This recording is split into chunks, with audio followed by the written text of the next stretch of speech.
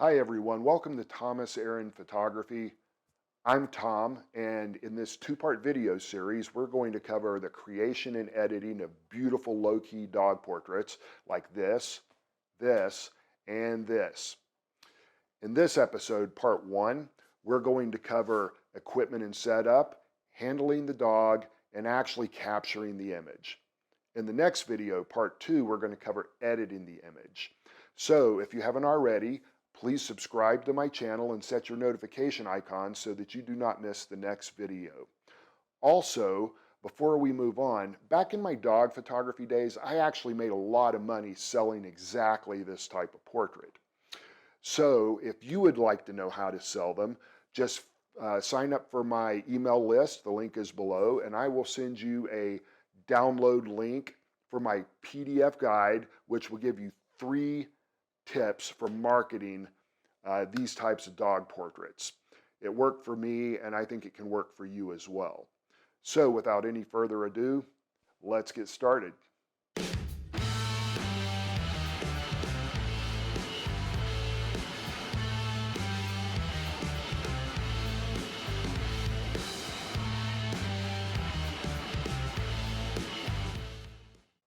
Okay, let's have a look at our equipment setup. Starting with this photo, notice we'll move from back to front. So in the back, we have a black backdrop. This is actually a fairly cheap backdrop because in truth, you just really don't need much for this type of work. It's a black fabric backdrop. It's kind of like a bed sheet, if you will, that sort of consistency, and it's hanging on a backdrop stand. Now, you actually do not need a backdrop stand for this either. You could use, you could just hang this thing from a curtain or thumbtack it to the wall, whatever you need to do to just create a black backdrop for yourself. Now, if you're shooting in a more professional studio and you have like black paper rolls and that sort of thing, go for it. I mean, the only thing that's essential here is that it's black. Now, also, if you're going to do this type of shoot in the client's home, you're going to need this easy to move around and hang up black backdrop, but you need to be able to control your lighting as much as possible in the room that you're shooting in. So let's take a look at my studio setup here. So I've actually got sliding glass doors all the way around my studio. It used to be an outdoor patio or an indoor patio, I'm sorry. So I pulled all the curtains, and I can't get it super dark in here, but I can get it pretty shadowy. The one window that I can't really do anything about because I just haven't taken the time to fix it yet is the one that you see that does not have curtains over it, but it actually doesn't really seem to affect me that much. Now, so if you're shooting in a client's home, then you need to, be somewhere where you can kind of turn off the overhead lights. I've got the overhead lights turned off in my studio and get it pretty shady in there. Now, moving forward, we have our toy dog. So it's a good idea to have something to set up so that you can get your lights dialed in, because when you bring in a real dog, you're only going to have a few opportunities to get this shot. When the dog gets bored with it, he's going to get up and walk off or lay down. And you don't want him laying down. You want him sitting for this particular type of shot. Or he's going to start getting irritated with the flashing and the noises, and he's going to get up and walk off. So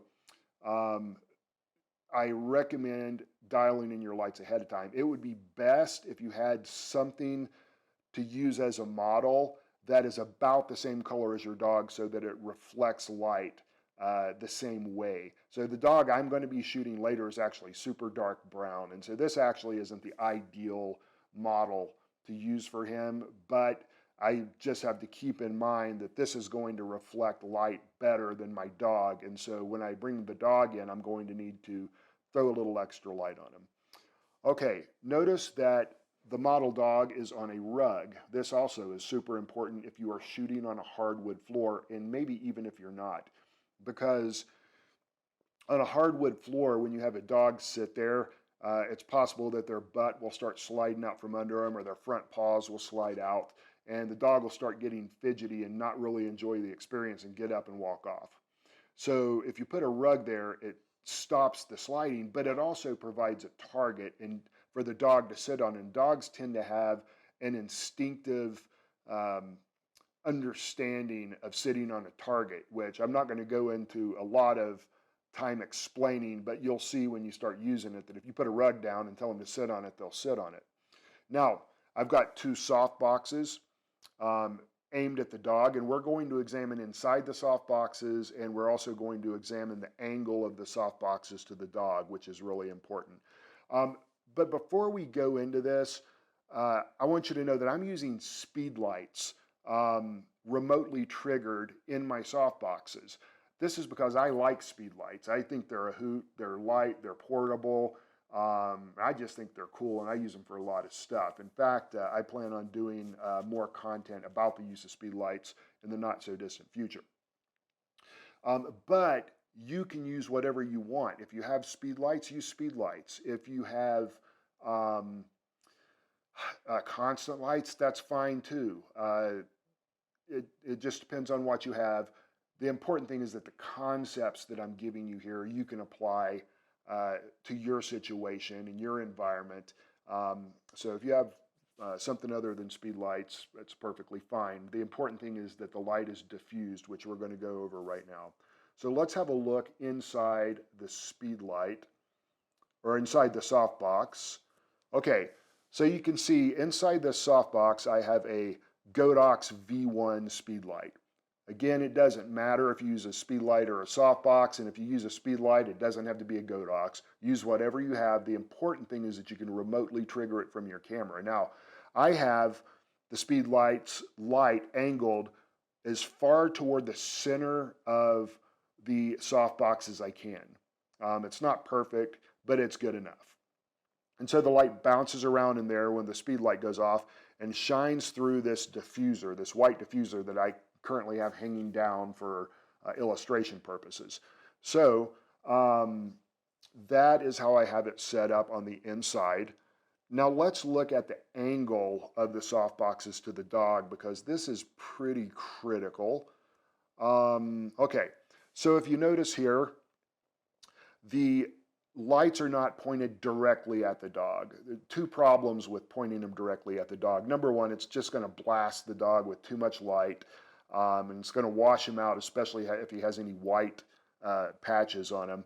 And also, if the lights were angled more to the dog, it's going to splash more light onto the backdrop, which we don't want. So with this setup, I'm doing what's called feathering, right? So I just feather the light onto the dog. Notice the edge of the speed light is more or less lined up with the dog. And so the light, it feathers onto the dog, and it's a lot softer, and not as much of it will splash onto the backdrop. Okay, let's have a look at my camera setup. All right, so I am using a Canon 1DX Mark III, which is a powerhouse beast of a camera. You do not need this. In fact, when I was doing this as a pet photographer on a regular basis, I used a Canon 5D Mark III. So you can use whatever you have. It just needs to be a camera that you can trigger your lights off of, and use whatever you got. This is not about being real fancy. This is just what I shoot. So I'm also using a 70 to 200 millimeter lens, which is super important because with that 70 to 200 millimeter lens, I can perfectly frame the dog at about 10 to 12 feet, which is how far I am from the dog. By the way, the dog is also about 10 to 12 feet from the backdrop. So that's kind of how I do my setup. Now, if you were to use a super wide angle lens, it would force you to get in really close to the dog, and sometimes that makes a dog nervous. So it's better to be back a little bit. But then if you were back too far, so if you had a super wide angle lens and you were back too far, it makes it difficult to set up your lighting correctly because of the inverse square law, which means basically the further you get away from the lights, the power of the lights just drops incredibly. So this is about the perfect setup from my experience. Notice on top of my camera, I have a Godox X1 remote trigger for my speed lights. Again, you don't have to use Godox, you don't have to use speed lights, but if you do use speed lights, you need a compatible trigger. Final thing is, you may notice there is a cable connected to between my camera and the computer. So I am going to be shooting tethered. I shoot tethered for human headshots, and I really like shooting that way. However, I almost never shoot tethered when I am working with dogs, because sure as shooting, a dog's going to get excited or get up and walk around and trip over your cable and break something. So the only reason I am doing it here is so that as I'm shooting, I can capture screenshots of my software, Capture One, and you can see how the pictures are coming out, and you will also be able to see my camera settings. So that is super important. Now, also, as far as me using Capture One, you can use any software you want for this, particularly anything that uses layers. I've done this with Photoshop, I've done this with Capture One, I have done this with Affinity Photo. I don't know what other softwares use layers, but you need something that uses layers, and I will explain that in the next video when we get to the editing portion. So, with no further ado, let's get our lights dialed in. Before we start firing off our camera, let's have a quick look at the settings. Let's start right here with this little box, okay? This is easier than looking on the back of the camera. But this is what the back of your camera should look like, okay? So we shoot in manual mode. We want complete control over the environment. We don't want the camera making artistic decisions for us. Number two, I shoot at 1/80th of a second. The reason I shoot at that is because while I probably would be fine shooting at like 1/60th of a second, with the dog, dogs can be kind of flinchy, and when they move kind of quick. So the 1/80th of a second, I like to think it gives me just a little protection against the dog moving. It's just a little bit quicker. But you can shoot at 1/60th if you want. Since it's not an action shot of any kind, you don't have to have a very fast shutter speed. But I will tell you, you probably should start with the settings that I have here, and you'll see why as we start shooting just how quickly we get dialed in. ISO, I set it to 100, which is as low an ISO as my camera can get. The f-stop I set to f6.3. This is important. We're not really needing a blurry background in this shot. What's more important is that when we focus, we want to focus on the dog's eye. And then when we take the shot, we want the eye to be in focus, but we don't want the nose to be blurry. So with this particular lens that I'm using, it goes down to a f2.8, and that will absolutely mess up the picture. You'll have really sharp eyes and a super blurry nose. So at f6.3, the eyes are sharp and the nose is fairly sharp, so it doesn't look strange. I want to talk just a second about the autofocus on your camera. So my camera does not have animal eye focus. So I just create a small focus dot and I focus on the dog's eye, then holding my shutter button down halfway, I recompose the picture and get the dog in the frame the way I want it and take the shot. It's pretty easy to do that way. I've never really had a problem with it with a sitting dog. But if you have a camera that has animal eye focus, that would be a pretty cool way to set up your camera as well. Let's see, moving down through here, white balance I set to auto. Drive mode, I shoot to single frame, and AF mode is one shot. In other words, it only shoots one shot at a time. You do not want to fire a burst of shots when you're taking pictures of a dog. The dog's going to get nervous with that and get up and walk away and not want to get back in front of the camera. So just one shot. Image quality, you want to shoot in RAW on this. Don't shoot in JPEG, shoot in RAW. You want plenty of adjustment ability. And flash firing is set to enabled, and that's about it. So let's get started.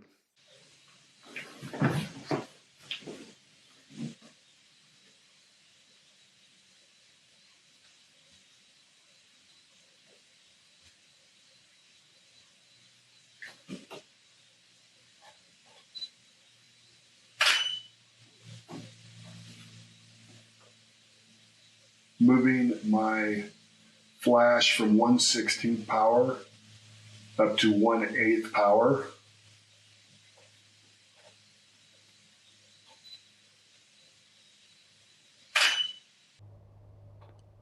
Looks better, but it's still a little dark. Moving it up to 1/4 power.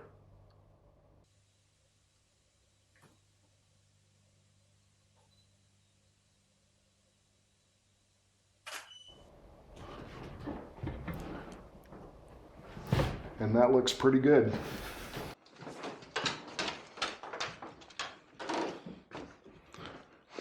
Okay, folks, we have our real dog here now. This is Rooster. And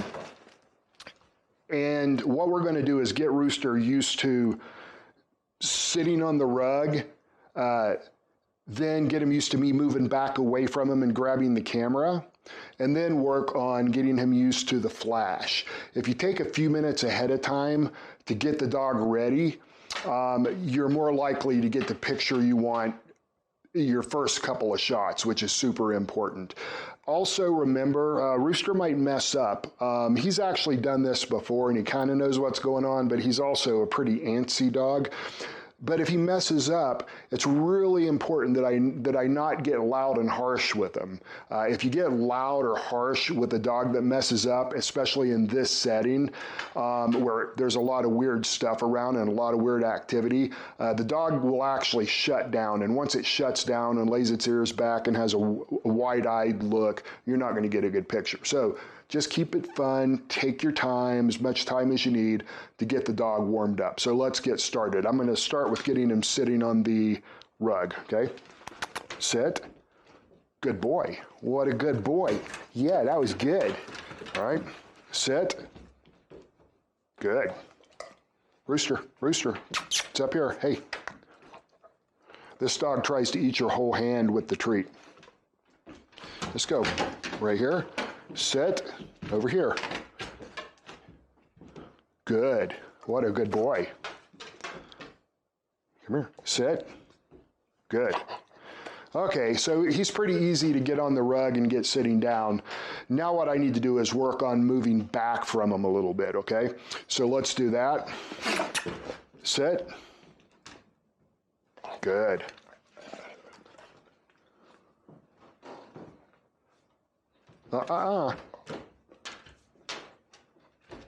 Good. Sit.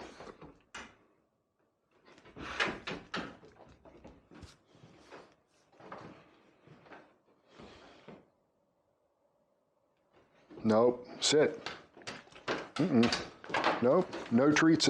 You don't give him treats if he gets up and does the wrong thing. That'll just teach him to get up and do the wrong thing. So you just go back and reset and try again. Sit. No. Good. Sit.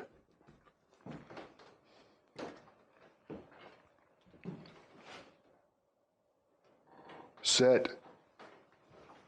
Good. Okay, he's doing okay now. So what I'm going to do is I'm going to try to get back and get my camera and kneel down and take a shot of him without him moving.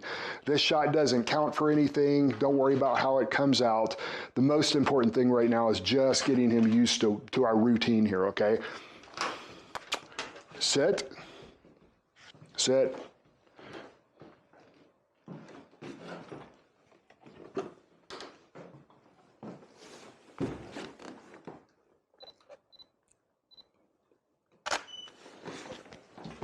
Good boy. Oh, go back. Good. Notice I only really give him treats when he's in a sitting position. So I would have gotten the shot there because he got up after I took the shot, but I don't give him the treat until he's on the rug. And if you can get a dog to understand that treats only come while they're on the rug, they're more apt to stay there. So now what I'm going to do is set back up my laptop so that I can screen record the shots of Rooster. And we're going to go ahead and do this thing and get a picture of him, and I'll show you how that's done. So we're starting with the same camera settings that we left off with in the last session. We're probably going to have to adjust them and brighten our lights a little because he is not going to reflect light as well as my toy dog.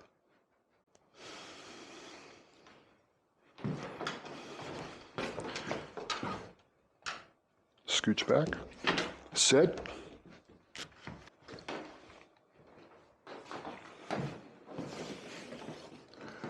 Okay.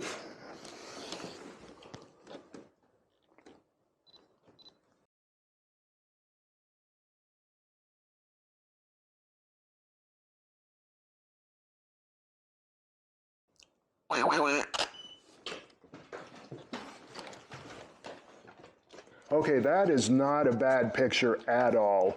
I am going to brighten up the lights just a tad, maybe 1/3 of a stop. So we're going to go up to 1/4 and 1/3, so 0.3. And we're going to try it one more time.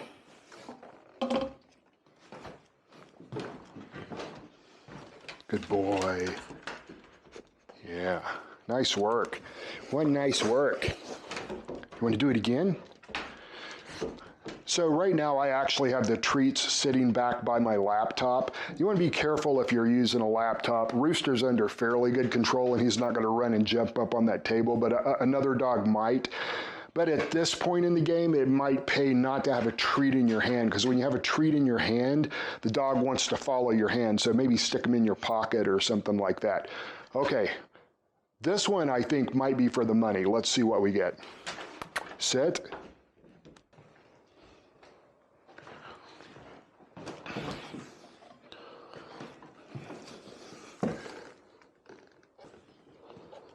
Rooster. Rooster.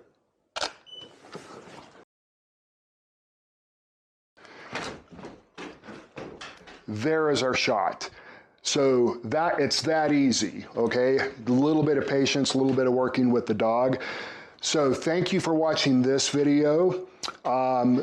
Now, in the next video, we're going to edit this picture. Don't forget to subscribe and set your notifications so that you do not miss the next episode. And also, don't forget to sign up for my email list in the link below, and I will send you my PDF guide for marketing and selling dog portraits just like these. See you soon.